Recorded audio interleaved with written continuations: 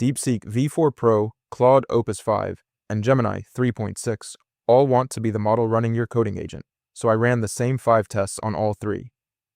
Pricing, coding benchmarks, speed, context limits, and deployment. The biggest surprise isn't who wins the coding benchmark, it's that Claude Opus 5's real price for fast output isn't the number on the pricing page at all. By the end of this video, you'll know exactly which one deserves your API key, and it's not just whichever one has the biggest benchmark bar. This is the number that decides whether your monthly bill stays sane once an agent is calling the model hundreds of times a day. According to official pricing pages, DeepSeek V4 Pro charges 0.435 per million input tokens and 0.87 per million output tokens. Claude Opus 5 charges $5.25. Gemini 3.6 Flash sits in between at $1.50 and $7.50 per press coverage of the launch. Do the math, and DeepSeek runs 11 times cheaper than Claude on input and 29 times cheaper on output. At 1 million output tokens in a month, that's 0.87 on DeepSeek against $25 on Claude. Cached input tightens the gap even further. DeepSeek charges $0.03625 per million on a cache hit. Claude charges $0.50. DeepSeek V4 Pro takes this one clean. Cheap doesn't mean good though, so let's see if the code it writes can back that price up. That's DeepSeek 1, Claude 0, Gemini 0. My name is Brian and I review AI software, so you don't have to. A cheap model that breaks your pull requests isn't actually cheap, it just moves the cost from the invoice to your afternoon. So this is the test that matters most. On Terminal Bench 2.1, DeepSeek V4 Pro scored 87.9, matching Fable 5's published number according to DeepSeek's own release notes. Claude and Gemini don't have a comparable figure I could find on this specific benchmark, so I'm calling this one directional in DeepSeek's favor, rather than confirmed across all 3. On DeepSWE, DeepSeek scored 62.7.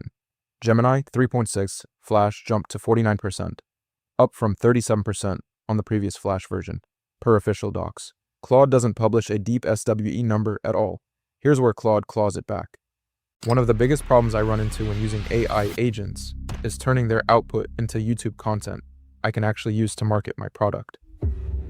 That's why this video is sponsored by Subscriber, a tool that helps business owners connect their AI agents to YouTube and market their products without spending 10 hours every week creating content. You can connect Claude or ChatGPT directly to Subscriber. It then analyzes your business, website, and YouTube channel to help you create SEO-optimized video ideas, scripts, thumbnails, and even complete videos that actually match your brand. What I like most is that every week, Subscriber gives me a list of high-potential video ideas I can immediately execute, and it can even help edit videos for me, with or without my face, including videos like the one you're watching right now. It's easy to get started, and you can try Subscriber for free using the link in the description below. Now back to the video. On Frontier Bench V.1, Anthropic claims Opus 5 surpasses every other model and more than doubles Opus 4.8's score at a lower cost per task, vendor claimed. On OS World 2.0, Anthropic says Opus 5 outperforms every model at any given cost. Gemini scores 83% on that same benchmark. DeepSeek doesn't publish a number here. So DeepSeek matches the field on Terminal Bench and leads DeepSWE outright, but the 2 flagship benchmarks Anthropic actually built Opus 5 to win, it wins. Claude Opus 5 takes this test. Score: DeepSeek 1, Claude 1, Gemini 0. That's a real generational gain for Gemini, even in second place. Speed doesn't just feel nice, it's the difference between an agent that keeps pace with you and one that makes you wait for every tool call to resolve. Gemini 3.6 Flash hits 232T. Speed doesn't just feel nice, it's the difference between an agent that keeps pace with you and one that makes you wait for every tool call to resolve. Stick with me, because the last 4 tests are where this decision actually flips. Next up is context and output limits, the test that quietly decides whether the rest of this comparison even matters. On context and output limits, DeepSeek V4 Pro pulled clearly ahead once the workload got real. There is a real caveat on context and output limits worth naming before we score it. So DeepSeek V4 Pro takes context and output limits, and the scoreboard shifts its way. Next up is deployment and modality, the test that quietly decides whether the rest of this comparison even matters. On deployment and modality, Gemini 3.6 pulled clearly ahead once the workload got real. So Gemini 3.6 takes deployment and modality, and the scoreboard shifts its way.